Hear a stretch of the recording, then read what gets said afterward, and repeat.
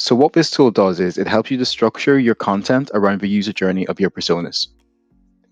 So here, for example, is one of our personas, Mandy, the marketing director, and as you can see, she's putting together her customer journey content. Now, what we try to do with our personas is we think about what their focuses are and then what their thoughts are as well.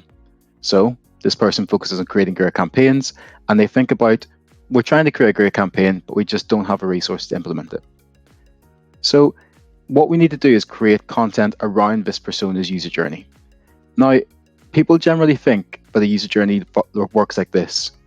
People have got a very linear and logical path towards downloads.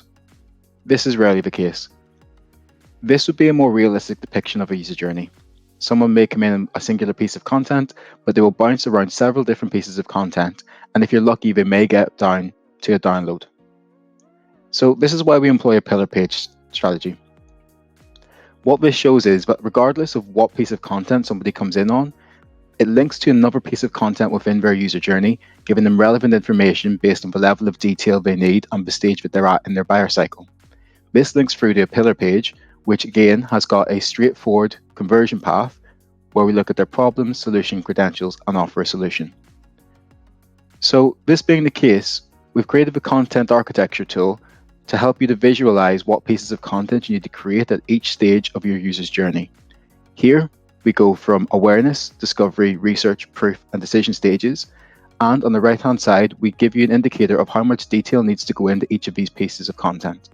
At the bottom, we also give you KPIs that you should look for in order to prove the effectiveness of your content.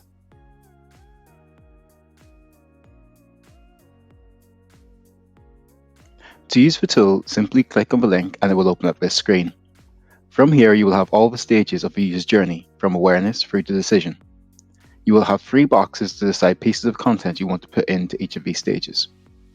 On the right-hand side, you have an indicator from low to high about the level of detail which you put in at each of these content stages. And finally, in the bottom row, you have KPIs which you should associate to each of these stages. You can select these yourself, but we have put in some placeholders with suggested KPIs.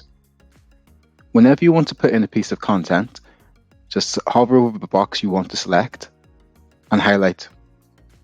From here, put in the title and the type of content that you want to produce. So, for example, blog title and blog post.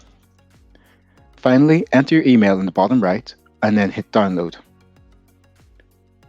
This will then send you across a PDF version of your content architecture.